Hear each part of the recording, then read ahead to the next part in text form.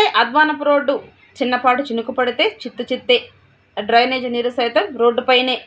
అధికారుల నిర్లక్ష్యానికి నెల్లూరు రూరల్ మండలం 1వ డివిజన్ నారాయణపేటలో పాత సిమెంట్ రోడ్డుపై కొత్తగా మరోమారు సిమెంట్ రోడ్డు వేసి ప్రభుత్వ నిబంధనలను అధికారులు దుర్వినియోగం చేస్తున్నారు.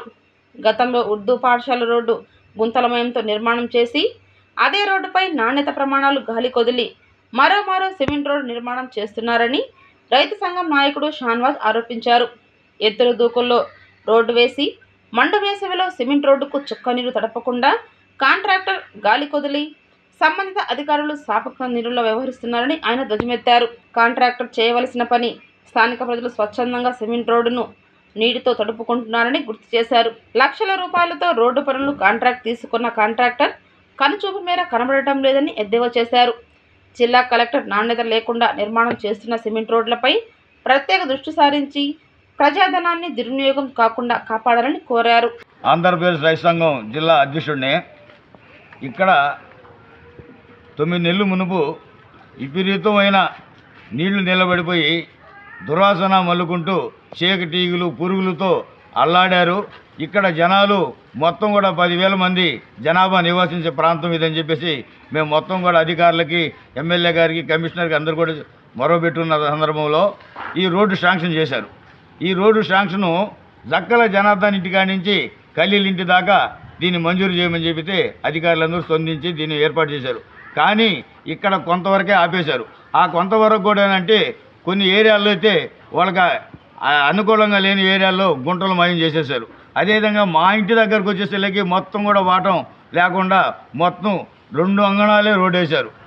వాళ్ళు కనీసం 9 అంగుళాలు రోడ్డు అని చెప్పేసి మంజూరైందని చెప్పిన వాళ్ళు ఇక్కడ మా ఇంటి దగ్గరకు వచ్చేసరికి 2 అంగుళాలే రోడ్డు వేసి వాటం పెట్టేశారు. అదేవిధంగా ఇక్కడ మొత్తం రోడ్డుకు రోడ్డు పోయే దానికోసంగా ఒక సదరంగా ఒక ర్యాంప్ వేస్తారు.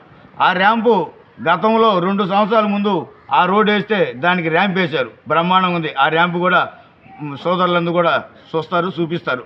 ఆ విధంగా ఇబ్బందులు పెట్టి కాంట్రాక్టర్లు కానీ అదే కానీ ఇక్కడ పనిచేసిన వర్కర్లు కానీ సరిగా లేరు. 4 రోజులైతే కనీసం నీళ్లు తడిపే దానికోసం కూడా ఎవరు రాకపోతే ప్రతి ఇంటికి వాళ్ళు ఎదురుగా ఉండే వాళ్ళకి తడుపుకోమని చెప్పేసి నేను చెప్పి వాళ్ళ చేత తడిపిస్తున్నాను. కనీసం తడిపేదానికి కూడా మనుషులు లేరు. నాణ్యత లేదు. నాణ్యత లేకుండా వాళ్ళు ఇష్టరాజ్యంగా కాంట్రాక్టర్లు కానీ ఆ పనిచేసే వర్కర్లు కానీ ఆ విధంగా చేసి వెళ్ళారు. ఒక పక్క ఎమ్మెల్యే గారు మేము నిజాయితీగా నీటుగా మొత్తం కూడా చేయండి, ఎటువంటి లోపం లేకుండా చేయండి అని చెప్పేసి ఆయన ఒక పక్క చెప్పుతున్నా ఇక్కడ ఉన్నత అధికారులు కానీ కాంట్రాక్టర్లు కానీ ఈ వర్కర్లు కానీ మొత్తంగా వేస్ట్గా ఈ రోడ్డు అంతా కూడా చేశారు. ఊళ్ళో వేసిన రోడ్లన్నీ కూడా అదే పరిస్థితి ఉంది. అందుకోసం ఇప్పుడు మనం చూస్తూ ఉన్నాం, ర్యాంపు లేకుండా ఉంటే బండ్లు ఎట్టెళ్ళాలా, ఏం చేయాలా, అటువంటి పరిస్థితి ఉంది. దీనికి ఎమ్మెల్యే గారు వెంటనే స్పందించి వెంటనే వాళ్ళ అధికారులు పిలువనంపించి వాళ్ళ మీద చర్య తీసుకోవాలని చెప్పేసి ఎమ్మెల్యే గారిని కోరుతున్నాం. అదేవిధంగా సౌట్ కాలువ సమస్య ఉంది. సౌట్ కాలువ నుంచి నీళ్లు వెళ్ళడం లేదు, చెత్త చెదారం నిండిపోతుంది. దాన్ని పెట్టమని చెప్పేసి మేము మంత్రిగా నారాయణ గారు ఏర్పడినప్పుడు చెప్తానే ఉన్నాం. అయ్యా ఇక్కడ 10,000 జనాభా నివాసించే ప్రాంతం కనీసం 10 మంది వర్కర్లు ఉండాలంటే ఇప్పటికి వేయలే.